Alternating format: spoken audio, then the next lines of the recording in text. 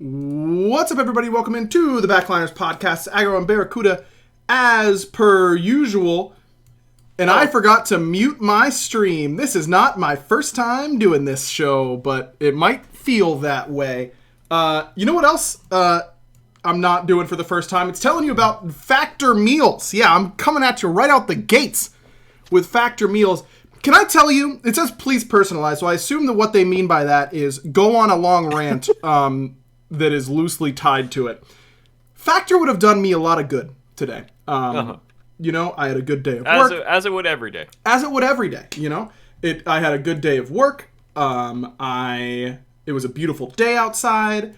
My wife and I took a walk with our dog. I came back, I took a shower, and then I realized it was like podcast time already. And so what am I supposed to do? My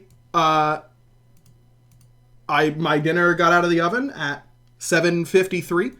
I've barely gotten a chance to eat it. You know when it would have gotten out if I had Factor Meals, John? 2 minutes after you put it in. 2 minutes after I put it in. And you might be thinking, well, it would be bad for you. Would that be correct, John? No, it wouldn't. No, that would actually be a stupid thing to think. No, you're right. It would be absolutely idiotic.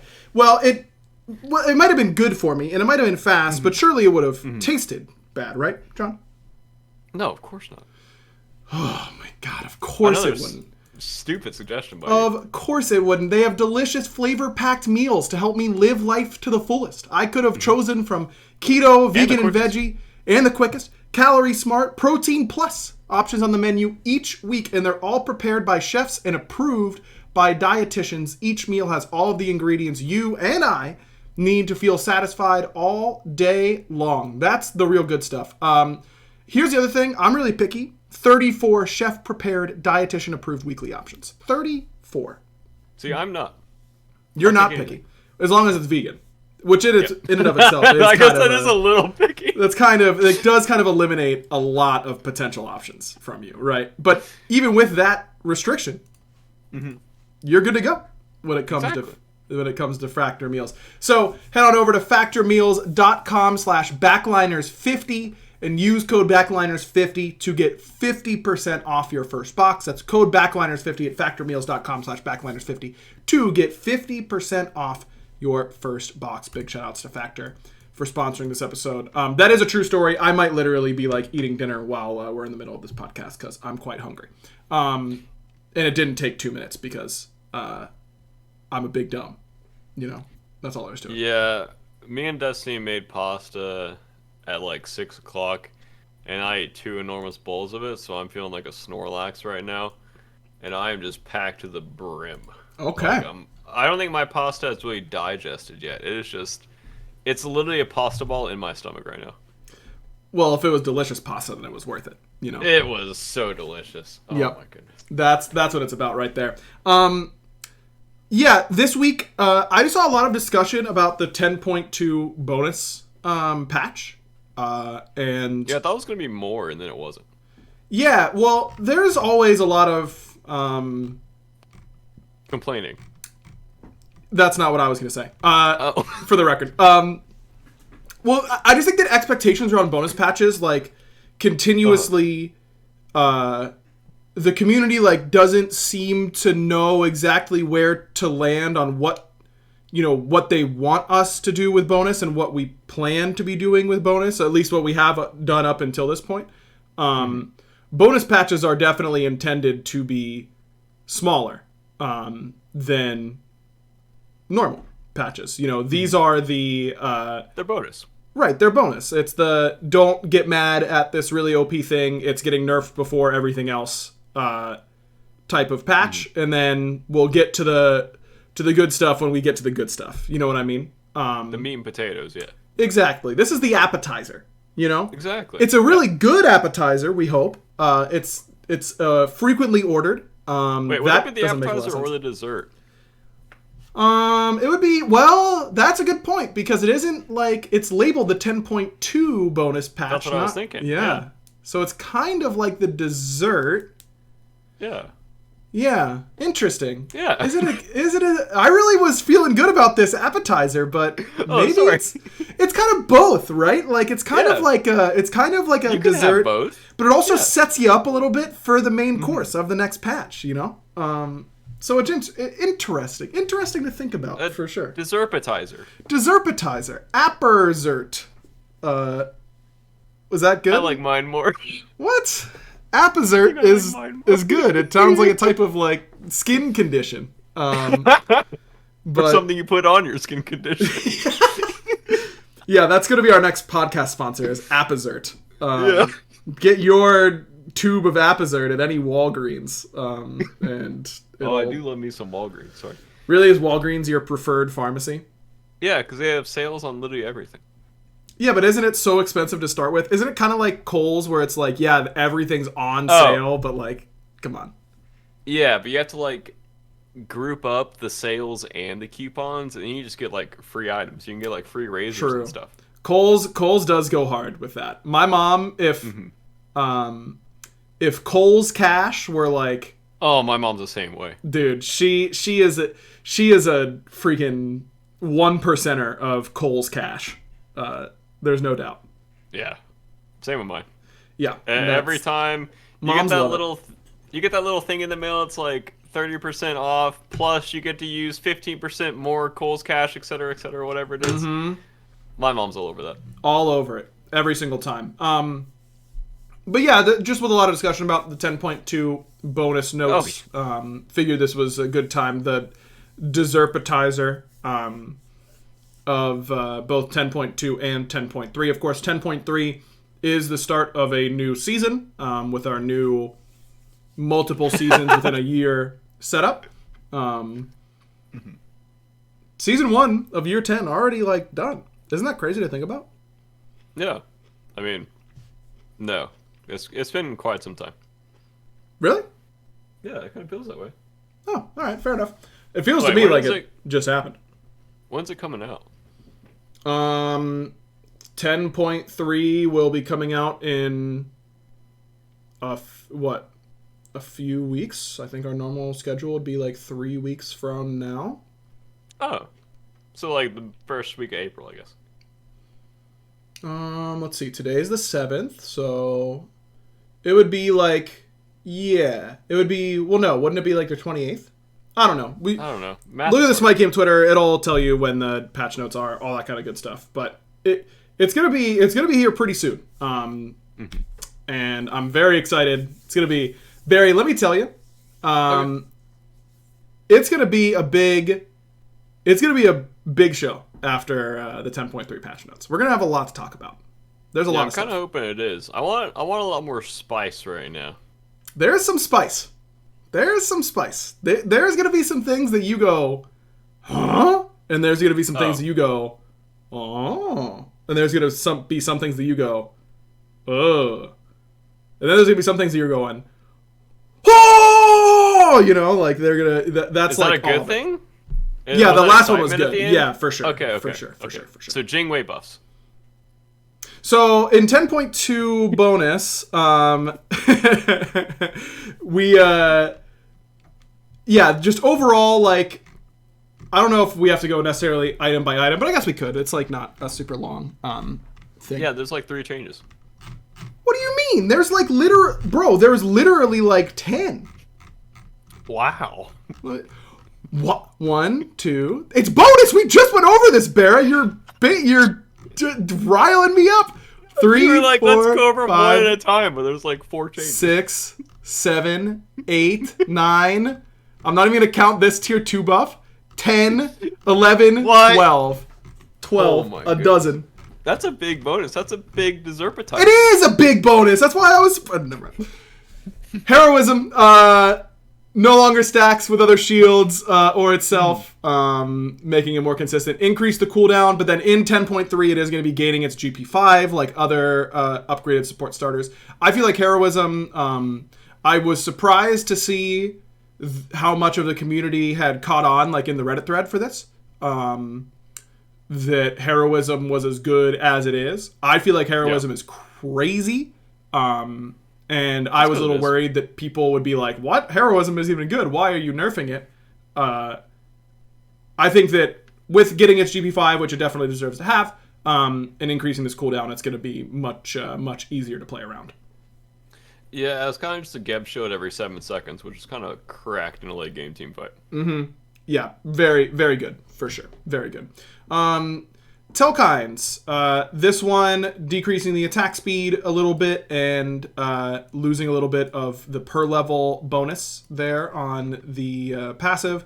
And this is kind of paired with Cyclopean Ring nerf, losing 10 power and losing 1% max health damage on the passive.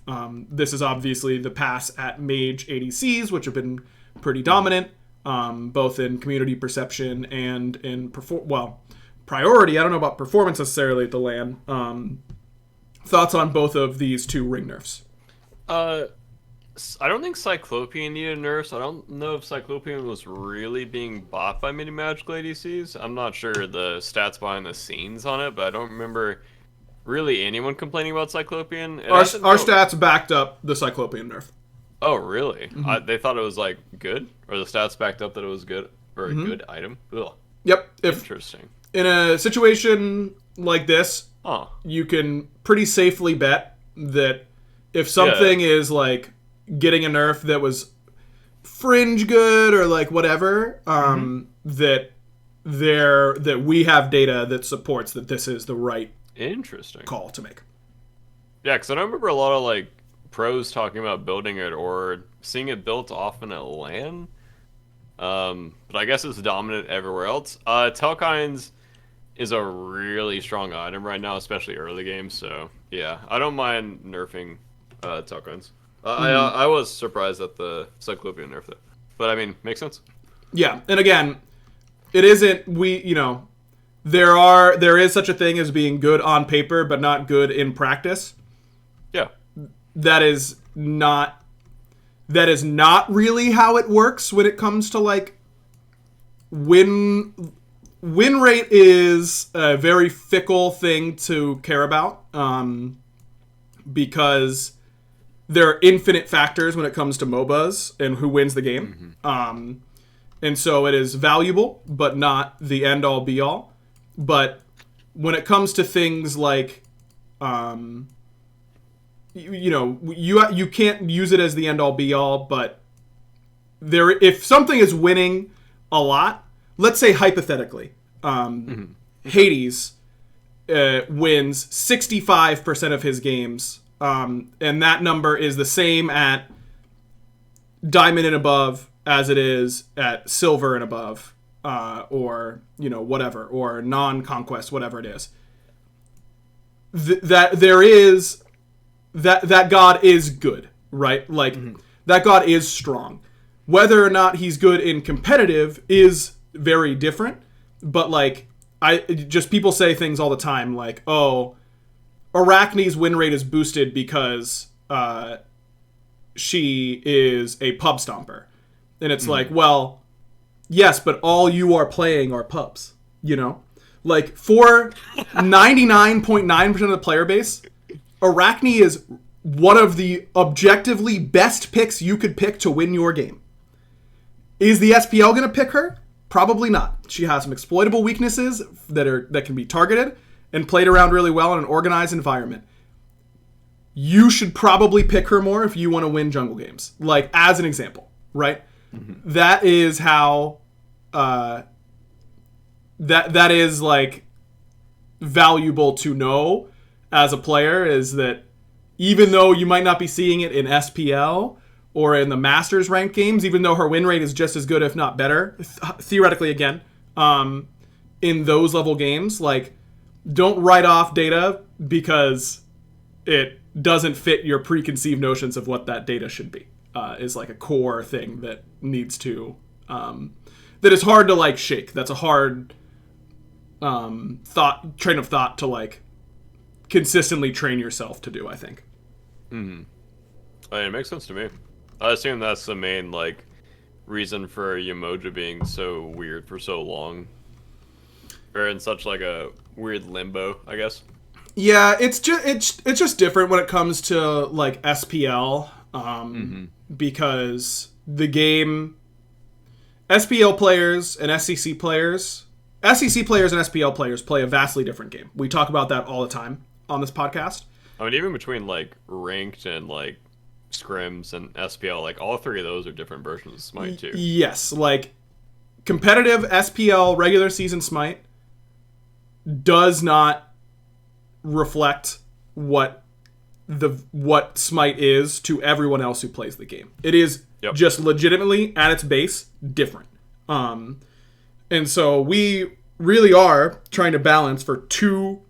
If we're being kind, we're saying two different games. But like people who only play Arena and play One God all the time with Auto Builder on, they're playing a third game, right? Like Assault mains are playing a fourth game. There are thousands of different ways that Smite can be to people, and I'm not up here trying to be like, my job is really hard, because it's not even like hard. It's literally impossible. Like to find the balanced state of any big multiplayer game, literally number one, like is not possible and shouldn't be the goal, in my opinion. Like for a while, I remember like a few months into joining design, I was thinking about something like all night, and then I was like, dude, we're never gonna be able to balance the game. The game will never actually be balanced. And even if it were, no one would know. No one would care. They would have complaints about the things they want to complain about and desires about things that they want. And I was like, so instead of trying to chase that, we should just chase like the fun and all that kind of stuff. And so that's kind of like an eye-opening moment. But every once in a while, I think like my job is literally an unsolvable puzzle that my task is to take all the pieces and rearrange them every once in a while, and then see what people think about that one and go, okay, cool, just mix them up again and just like keep doing that over and over again. I mean, I feel like even at like the highest level of ranked, I feel like it's also like if you put 10 people in a ranked lobby, I feel like it's really hard to make sure all of them have a satisfying game of Smite. Like, from ADC perspective, from support's perspective, from mid perspective, I feel like it's really hard to have everyone be happy consistently, even in, like, one area of Smite. Because I feel like tanks will feel like they're dying too fast, or ADCs will feel like they're not doing enough damage, and I feel like there's just all these cycles of people just not being satisfied with their roles, and it kind of seems like whoever complains the most gets their not whoever complains the most gets their, I guess, stuff listened to, but yeah, it kind of gets like political sometimes, I think. Oh, it definitely does. 100%. Yeah, we've talked about that a good amount here. Because I personally feel like ADCs are in a pretty good spot right now, but I think the vast majority of people think ADC is like terrible. Yes. But in a lot of my ranked games, Hunter feels pretty normal.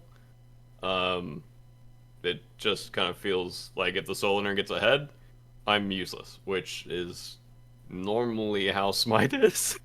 It's kind of how like, that's your natural predator, you know? Yeah, like if I can't kill the Soul Eater, or like if our team comp doesn't have like good DPS and I can't burn down the Soul Eater because we're like a burst team comp or something, like, and I feel like I don't know, I feel like people think Soul is like super OP right now, which I think it's strong, but I don't think it's like super duper OP. I think Bluestone's pretty good right now, but I feel like that's pretty general, but also I feel like that's not like game breaking. No, I mean there's always going to be the strongest things. Yeah, and then also, like, just based off of the map design, I feel like jungle is probably in a good spot because there's nothing to do but gank lanes. Like, once you clear the jungle, like, junglers can just go wherever they want, which just means you need wards. That's about it. Yes, yeah, that is definitely the case. I think, yeah, I mean, that kind of takes us right to the next change, which is the assassin class nerf. They were getting 5 flat pen and then 0.25 flat pen per level. They're now getting 2 flat pen and 0.4 flat pen per level. So they're still scaling up to a good spot, but losing it super early. 3 flat pen doesn't feel like a ton, and it isn't an absolute ton, but it does add up pretty quickly when you're dropping a full kit, not having flat pen for one ability, not having 3 flat pen for one ability, basically negligible. Not having 3 flat pen for 3 abilities and 5 auto attacks, pretty big difference in damage. So I think that in conjunction with the Jotun's Wrath nerf, losing 5 power on Jotuns, that is a good step in the right direction to slowing down jungle a little bit and making them a little less good early. But I imagine that, as you said, they will still continue to be pretty darn good at ganking early. Yeah, of course. Especially with people like not going Vision Shard as much. I have noticed people are rewarding more in ranked, but I mean, like, you can gank solo lane super easy at level 2, just so the jungler does the trio camp into solo gank, or you can just like go duo side off of that as well and do the classic 130 gank after your mid wave, So jungler has a lot of options right now, and I think Hippie said it in chat where ADCs aren't used to junglers being able to play their side of the map a lot, which feels really weird. I agree with that sentiment as well. You can kind of get ganked at any point, so a lot of laners aren't used to it. But it also takes away a little bit of the 1v1 boxing potential, because you don't want to take the 1v1s as much anymore, because it's like, what if the jungler's here? What if I don't have good enough wards, etc., etc. But if you have map pressure, it feels like a pretty normal version of Smite, I guess. Yeah, I think so as well. Normalized, yeah. I think so as well. All right, Book of Thoth. This is one that a lot of people have been talking about, obviously. That alongside Tablet, which is up next. Book loses 10 power, and then its bonus magical power from item conversion goes from 7% to 6% on base, and then on Evolved, it goes from 10% to 8%. This is a pretty hefty Book nerf. Yeah, it is. This is equating to losing, give or take, if I remember correctly off the top of my head, like 40 power from the passive alone, and then the 10 power on the item. So overall, pretty hefty Book nerf. And then Tablet goes from bonus damage being 0.14% of your max mana to 0.12%. Again, might not seem like a lot, but that's per stack, so times 50 if you're fully stacked, and pretty noticeable, pretty large nerf. I think, overall. Do you think that mages aren't locked into building these 2 items now? Do you think that we'll see some new options there in mid? I would assume so. I know a lot of mage players were... The few times that I go on Twitter, I did see mage players complaining about these nerfs a lot. So I assume they'll have to go a different route.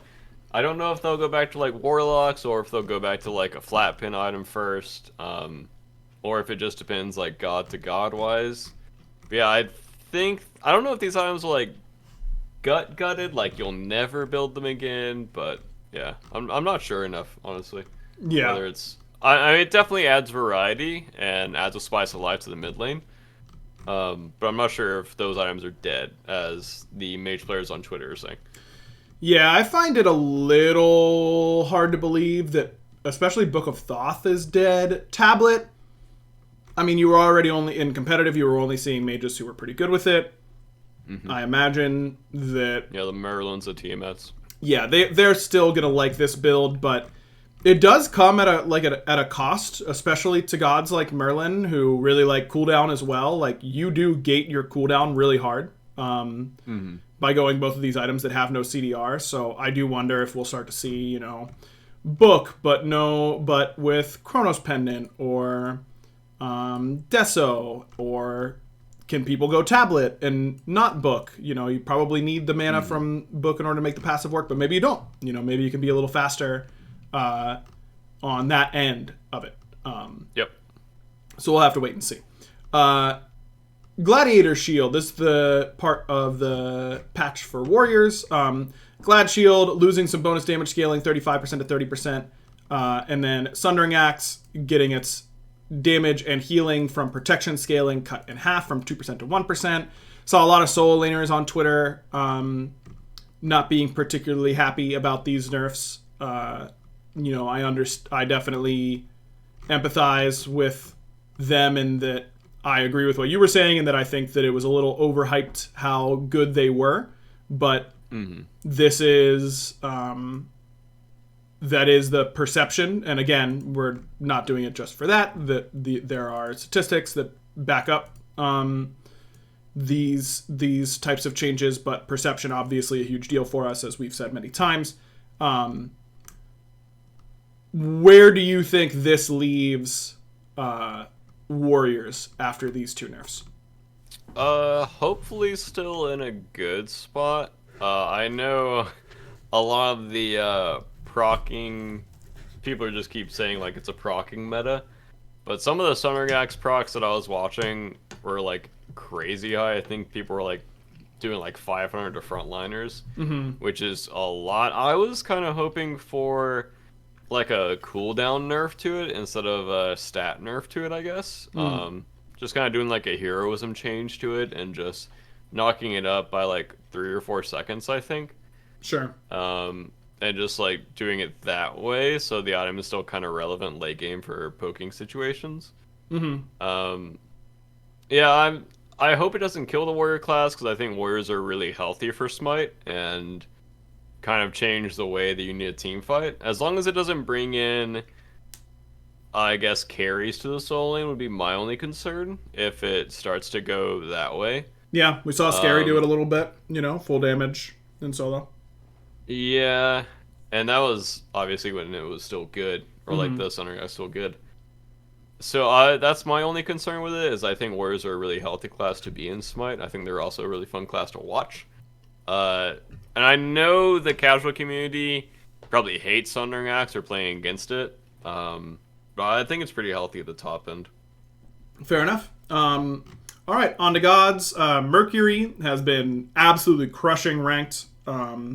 That god's really good right now. Really, really good right now, which is interesting because we were a little worried that he might be worse because of how hard it is for him to ult in the jungle in comparison to the old map. But the pace of the game and just the way it's played has ended up being the exact opposite of that. He's been absolutely crushing it. So pretty big nerf to him. I think that I haven't seen a whole lot of talk about this Mercury nerf. I'm a little surprised. I mean, losing a second on your primary clear is always a really big deal as a jungler, or any laner, really. But the passive losing 10%, I think that the majority of players don't understand how much damage this passive contributes to that burst that you feel. Because when he ults, as long as he goes enough units, which is pretty easy to do with your ultimate, you just get 30% extra scaling, and then if that crits you, it's like, holy crap, I'm one shot. So I think Mercury, very, very good. You can tell how good he was, I think, based on how strong the nerf is, but do you think I assume that win rate was high? He was pretty good. He was pretty good. I don't think I should say any more than that, but he was pretty good. Pretty good. Do you think Merc's still going to be a good ranked god if you're a jungler? Probably still a good ranked god. I think he's really hard to punish on this map. It's kind of a farmer style map sometimes, and I think objective damage is really good. As well as if the Merc can get the bomb and run around and just kind of split push a little bit, especially if like there's a gold fight going on, he can split and do towers with the bombs. I think that's really good. Yeah, I didn't think he was that. I thought he was good, but I didn't know he was like OP. It was just kind of like a feeling, I guess, from playing against him in ranked and playing with him. But yeah, the nerf surprised me, but it's not like a big surprise, I guess. Sure. Surtur up next. Decreased max stacks on the movement speed of his 3 Ember Walk from 4 to 3, so that drops his max movement speed from 30% to 25%, and decreases slow by 5% as well, 20% to 15%. Have you started playing against a little bit more Surtur now that he's ranked available? And what has the Surtur? Some old water. I was like, what was? Disgusting. Oh God! That water has been on my desk for like 2 days. Dude, why does water get so gross, man? Isn't it crazy that, like... That was a mistake. Room temperature water in general, bad. You know? I'm a room temp water hater. Yep, same. Have we talked about this? How... Siri, I didn't ask you. Have we talked about that? How it annoyed me when I went to Europe, which is like such an American thing to complain about, but like all the drinks were room temperature and I had to consistently ask for ice. Yeah. It needs to be cold. Like my drinks need to be cold. I don't want lukewarm water or Coke or like anything. I want it cold. Yeah, no, I completely agree. Might feel like a giant first world problem, but there's a big difference for me between room temp water. Unless I'm extremely thirsty, then I'll chug any temperature. Well, yeah, water. of course. But if I'm like passively drinking, I want ice or like below ice water. I guess I don't want it too cold because then I can't drink a lot of it because my little throat gets a little cold. Yep. But as long as it's cold water, I think that's fine. And right now, my water has just reached the point where the ice has melted into it, but it's still cold. You know, that's what it's about. That's what I want. Yep. That's OP stuff right there. In fact, I'm gonna take another little sip and enjoy it. Wait, what were we talking about? Surtur, and if Surtur, yeah, if you've been playing against him more. I know a lot of solo laners think he's really good. I think he kind of gets gone on pretty easily in the jungle. I think people just aren't used to playing against him enough right now. And yeah, I think if you kind of just force the ult, you make him kind of a bad character for the next like 90 seconds or whatever. I do think he's pretty good with the proc item builds, but yeah, I think he's like okay. He's okay, good. That's where I'll put him. Yeah, fair enough. All right, and then last but not least, Heimdall. This is actually a bug fix. Yeah, I was confused about that. I saw that in the game, and I was like, wait, didn't this get buffed? Bro, I was the one who put in the buff the first time. I remember. I literally, like, did the work to put it in, and then I saw a report that it, like, was reverted, and I was like, no, I 100% did it. I remember doing it. I tested it. QA tested it. It was in game. What happened? Video games, video games. This kind of stuff just happens from time to time. So yeah, that's reverted. Heimdall now good, right? Smile. It's all he needs. Yeah, the 20 damage. Yeah. Yep, that's it right there.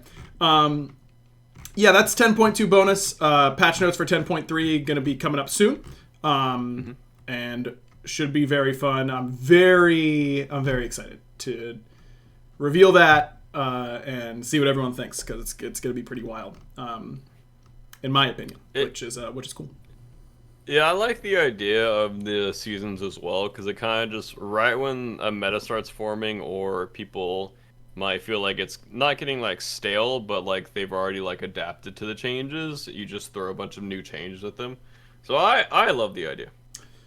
There are no shortage of changes, in my opinion. I mean, I don't want to overpromise because like some people are going to hear me say that and think, oh my god, they're changing they're buffing or nerfing and changing fundamentally every single god on the roster. Here's the spoiler. You better be. We aren't. There are gods that are not seeing any changes in the next patch. Oh my goodness! But there are. As long as it's a Jingwei buff, that's fine. Right? So before we move on to the random question of the week, I did see some people in chat. We didn't talk about it at all last week. I do think it's worth bringing up. The T. Yeah, the T. The dude man bro situation and banning. If you aren't on Twitter and you're mentally healthy, those things go hand in hand. That's me. That's Bera. But even you heard about this, I'm assuming.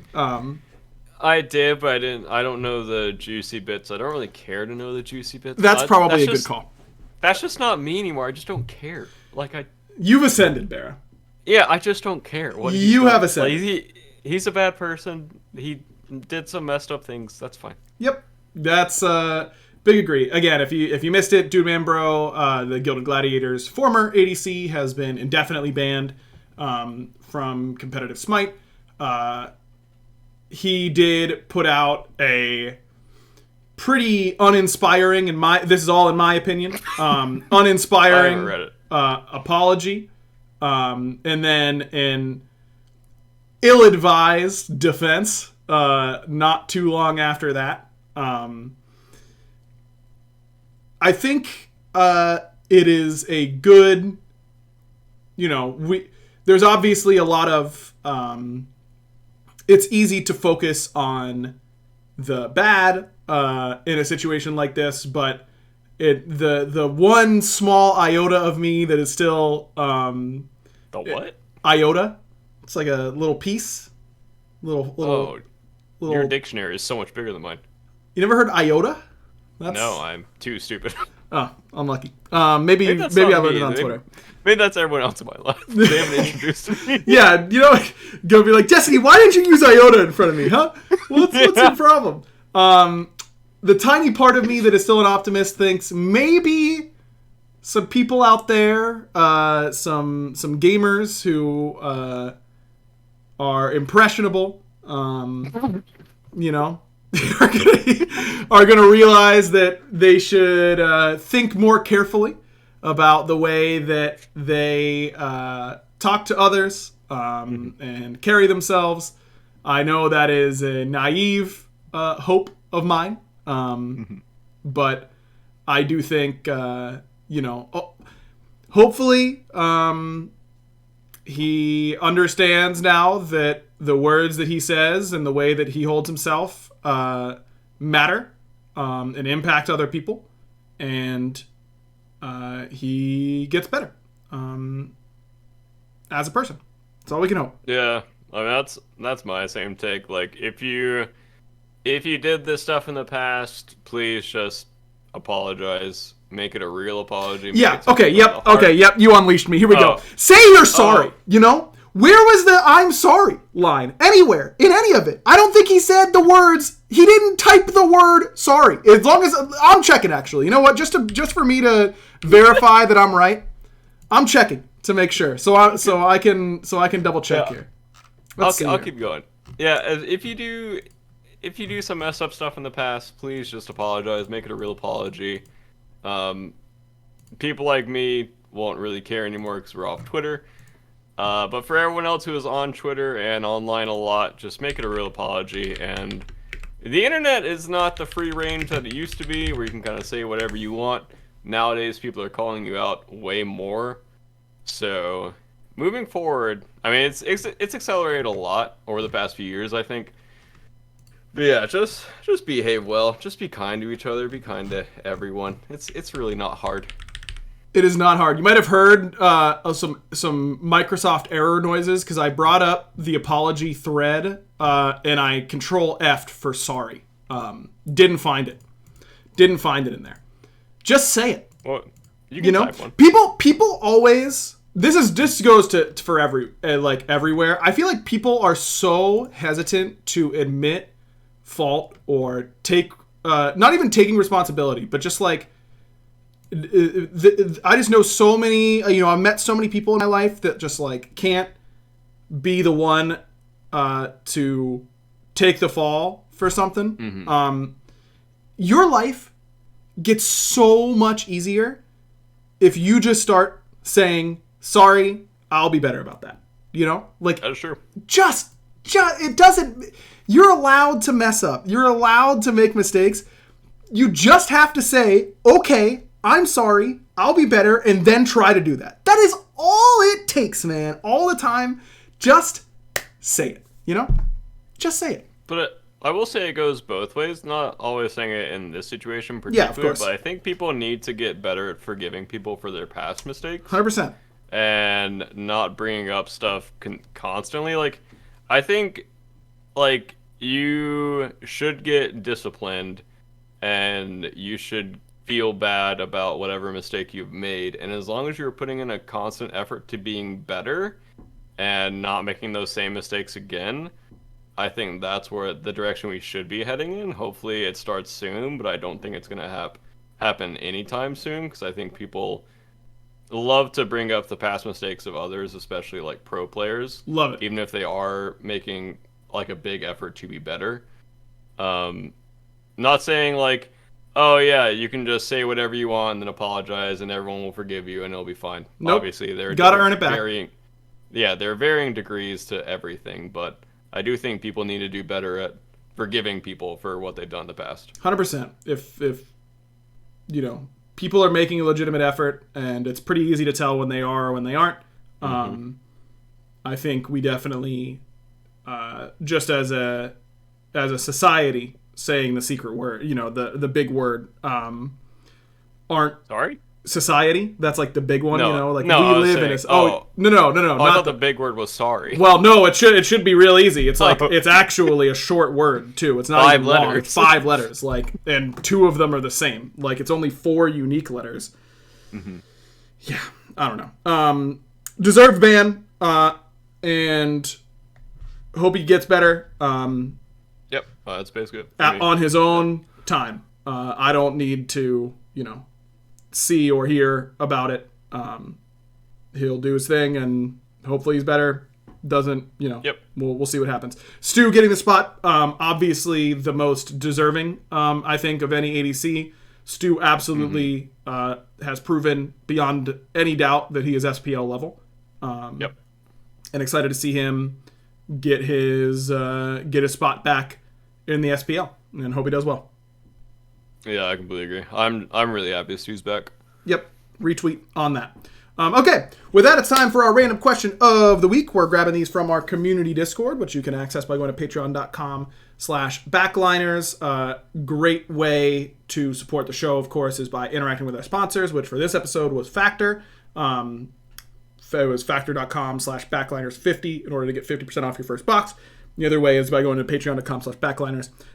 This question comes to me mostly because I don't think Bear's going to have an answer for this. From Spataz, who asks what my favorite Destiny class is. Theirs is Warlock. Their wife's is Titan. I'm been obsessed with Destiny since Destiny 1. Took a little break at one point during Destiny 1 and again during Destiny 2, but I've been back at it. I've always been a hunter main. In fact, the next time I have some do whatever I want with money, I think I'm gonna go get a hunter tattoo. I love it. They're OP. Have you ever played Destiny, Barry? You might actually like it, even though it's not. No. It's not because it's not single player, right? It is multiplayer. We talked about this before, and I downloaded it, then never touched it. So. Well, now might be a good time. You know, new expansion. Trey was so nervous about that. Yeah, I bet. Yeah, Bear has a friend who works at Bungie. I can absolutely sympathize with how it feels to launch a big thing. But I think they killed it. The internet is complaining about some things, which is like they're like half right, half wrong. It's just how it is. But for me, I think the Lightfall expansion has been overall extremely positive. Some small hiccups happens, no big deal. Okay, Hiru. It's been a while since they've asked a question. It has been a little bit. They say, currently, my significant other and I have been dating for about almost 6 years now, despite us living together, which here there's something called common law that practically makes us unofficially married. Recently, I've been trying to think of good ways to figure out how to propose whenever I save up for a ring and whatnot. As for the question, that's awesome here. If you are married, how did you propose to your significant other? Or if you were proposed to, were there any telltale signs that it was coming? And if you aren't married but are dating, what is your ideal moment and scene of said proposal? I can lead us off here, Barry, as I am married. My wife and I had been dating for a very long time before we got engaged. A long time that she would maybe give like 5 or 6 longs, long time. But we were together for like 10 years before we got engaged. And every year since we had started dating, we got a picture by there in downtown Pittsburgh.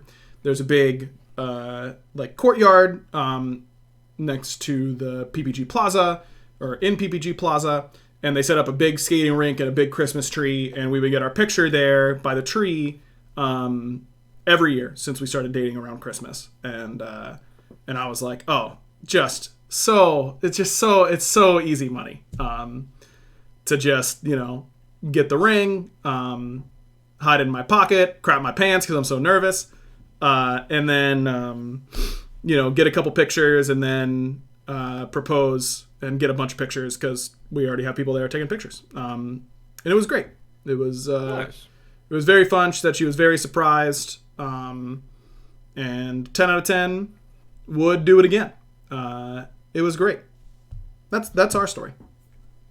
Well, that's adorable. Well, me and Destiny have been together forever, but we don't really view marriage as the end goal, I guess, or that life-changing, or that different from kind of what we're already doing. Sure.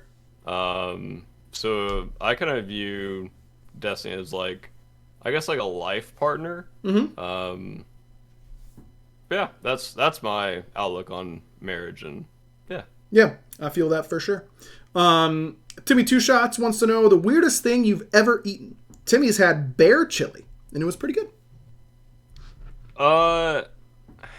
Probably some jerky from before I went vegan. I like deer and alligator, and I think maybe like kangaroo or something like that. Whoa. It was in a shop in like Gatlinburg, I think, and they just had like all crazy different kinds of jerky.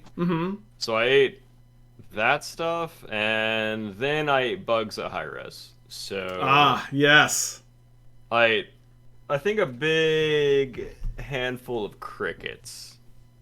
Yeah, that I don't So envy that's that. probably my weirdest, I think. Yeah. I've had alligator for a while. My uncle's pizza place that I've talked about a lot, that I worked at growing up, their thing is, crazy, weird pizzas. And for a little bit, he did have an alligator pizza on the menu.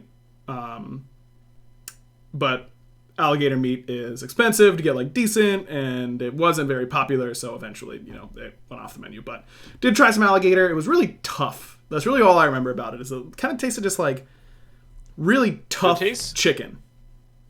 Did it taste like seaweedy? Not seaweedy, but like fishy, I guess. It was salty. It was like meaty. Yeah, it was very meaty for sure. I did not love it. This is not super weird. I know it was pretty common, but I did have rabbit for the first time a few weeks ago. Not a huge fan. It wasn't. Something about it didn't vibe with me. Like rabbit stew? That's one thing I can think of is like rabbit stew. Yes, it was at a Spanish tapas restaurant. Oh. It's unbelievable. I don't know. I think they only have 2 locations, and I don't know how close you are to Buckhead, but they have one pretty close to Buckhead.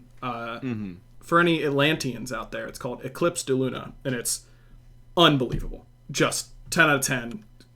Absolutely love it. But yeah, they had like it was a braised rabbit, and it was not for me. I wasn't huge. Autumn in chat says following in my dog's footsteps. Autumn, that is a great deep cut that I very much appreciate. That's a great joke. Though I also, for the first time, and Bear, I don't think that you're gonna like what I have to say here. Oh, no. I recently, for the first time, had what some would call a southern delicacy that I would call maybe the worst thing I've ever put in my mouth that I was meaning to eat. And that was boiled peanuts. I was angry at how much I hated it because I love peanuts. Peanuts are great. They're awesome. I love roasted peanuts and like cocktail peanuts right out of the shell, peanut butter. Hit me with the peanuts, I'm about it. boiled peanuts, not the most appetizing sounding thing in the world, but sure, it's just like warm peanuts with some seasonings. Like, surely this should be fine. Literally made me mad. It tasted so bad. Yeah, I don't want to talk to you anymore. Bro, it was terrible. I don't know. Now, maybe, like, it was so bad that I think something had gone wrong. And I'm literally I am open to giving it one more shot because it was comically bad. Like, Joe's family was in town and her sister wanted to try boiled peanuts because they're from the north. She'd gotten some earlier in the day and brought them back to the house. Like, she might have just pranked me. Like, they were that bad that she might have, like, grabbed some of my dog's work outside and put it in a cup and been like, yep, boiled peanuts. It was, like, it drove me in. I was like, how could they mess up a peanut this much, So I need you to give me the rundown on where to get some good boiled peanuts. Or Isaiah, I saw you saying that you love boiled peanuts. Someone's got to get me some good boiled peanuts so I can say definitively if it is top 3 worst things I've ever eaten. Because it was. What I had was top 3 worst things I've ever eaten. Yeah, there's no way that you would dislike a good boiled peanut. The best place to get boiled peanuts is on the side of the road in a gas station. Yeah, that's giving me a lot of confidence right there. Yeah, well, the guy will most likely be missing half of his teeth, and he will. Are those the peanuts? That's what it tasted like to me. And you'll go up and you'll get regular or Cajun. Some don't have Cajun. Cajun boiled peanuts are really good. I don't know if it's like normal. It's pretty normalized, I think, for those stands to have them. Mm-hmm. But that's where the best boiled peanuts are. You can get them, I think, at like a racetrack, and those are pretty okay. They're not as good as the ones you'll get at the random gas station, but yeah, I don't know if there's a lot probably over in like the Alpharetta area. I kind of need to go a little bit more southern, kind of a little bit more out there. You can make your own, but I don't know if you'll want to. I don't need want to. You need a lot of salt, a lot of water, some peanuts, and some seasonings. And we've never made them ourselves as... Actually, no. We made them one time really good. So you can make them yourself. You need like a giant pot and everything. If you... we're going to do our disc golf hangout sooner rather than later. If you have boiled peanuts for me, I will try them. Yeah, but they need to be fresh. Like, you need to get them... Not... Okay, whatever your sister got should have been good. Like, but fresh... Like, while they're still hot, and you'll, like, they were hot. Hurt your fingers opening them? Yeah, why are they still in the shell, bro? I was like... She was like, you can't eat the shell, apparently, and I was like, I don't want to do that. That doesn't sound like what I want. You buy in the shell where the peanut divides, or, like, the peanut shell divides, and you just pop it open. Uh-huh. Yeah, that's what I did. And then I dropped in 2 turds into my mouth. The texture was so bad. Like, what? Wait, never mind. It's fine. I'm going to try it again. They're supposed to be soft, by the way. It's not supposed to be like overly soft. It's supposed to have a texture. If it's overly soft, it might be like just a bad peanut. Like, it might have been. I don't know. I was like getting pranked. I swear. It was so bad. It's supposed to taste salty and good. It's not a healthy thing at all. Right, of course not. No. But yeah, the best place to get it is at a gas station. I will say, I do feel you on random gas station side of the road thing. Like, I do love finding the like little restaurants that... I love restaurants that I call... I was really hoping that my brain would give me like a catchy little like phrase for this. But so often I'll see a restaurant and I'll point it out to Joe and I'll be like, we will either have an unbelievable meal there or have food poisoning for 5 days straight. And no in between, right? Yep. I love those sink or swim restaurants. Like, I'm down to try basically every single one of those.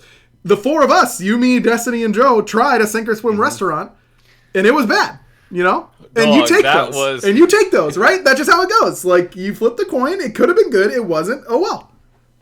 It was atrocious. It was really bad. I gotta say, by the way, Isaiah, for those of you who don't know Isaiah, well, maybe I don't want to be calling him out here because of his thing, because of this message that I think is so funny. But he's community manager for Smite, community lead, I believe, excuse me. Said, Bear is 100% right. It's got to feel like a drug deal to get the best boiled peanuts. Those are the best. Yep. So I got to find my boiled peanuts dealer somewhere. I live in, like, the countryside. Like, surely there are some boiled peanuts dealers around me. Yeah, you won't be able to Google boiled peanuts near me most of the time, unfortunately. I've tried a lot. I've just... These people around here will not post on Facebook or anything that their stand is going to be up. So right. There's just going to be random boiled peanuts. If you want an okay boiled peanut experience, just go to Racetrack and get their boiled peanuts. The one near us has pretty decent boiled peanuts for like a gas station. Mm-hmm. You won't be like too disappointed. It'll give you like I won't be pranked, is what you're saying. Yeah, it'll be like a B or a C. Hopefully, it'll be like decent. I assume it's up to the cook at Racetrack. But right. I feel like the boiled peanuts aren't hard. You just dump them in there. Isn't it crazy? I tweeted about this a long time ago, and this tweet deserved to go viral, and I'm still upset it didn't. Isn't it crazy how... Isn't it crazy how food, especially in places like... my example was Chipotle. But like every Chipotle bowl is just employee diff. You know? Yeah, no, that's all it is. True. It is just employee diff. Like... in boiled peanuts, like every McDonald's burger, it's just employee diff, and well, sometimes it's out of their hands, but overall, like, it just makes me feel like, man, it makes me really appreciate when I get a Chipotle bowl and it's like banging. You know what I mean? That makes me feel really good on the inside. I was feeling really good about Chipotle's vegan options, and then I had it one time, and I was like, did they even cook this tofu? Like, yep. Did they do anything with this? Like, this is the worst. Like, I didn't even finish it. I ate like half, and I was like, okay. Like, you hit a point in eating bad food where you're like, I'm not gaining anything more by eating this. Like, I'm actually detracting from myself. Yeah, my body is rejecting this food because it tastes so bad. Yeah, have absolutely been there. Luckily, I've never been there with Factor Meals. Go to factormeals.com/backliners50 to get 50% off your first box. That's it for the episode of the Backliners this week. Thanks everyone for tuning in. We'll be back next week talking about some stuff and definitely some things. Until then, we'll see you next time. Bera, you know what to do. Bye. Clean. Let's go.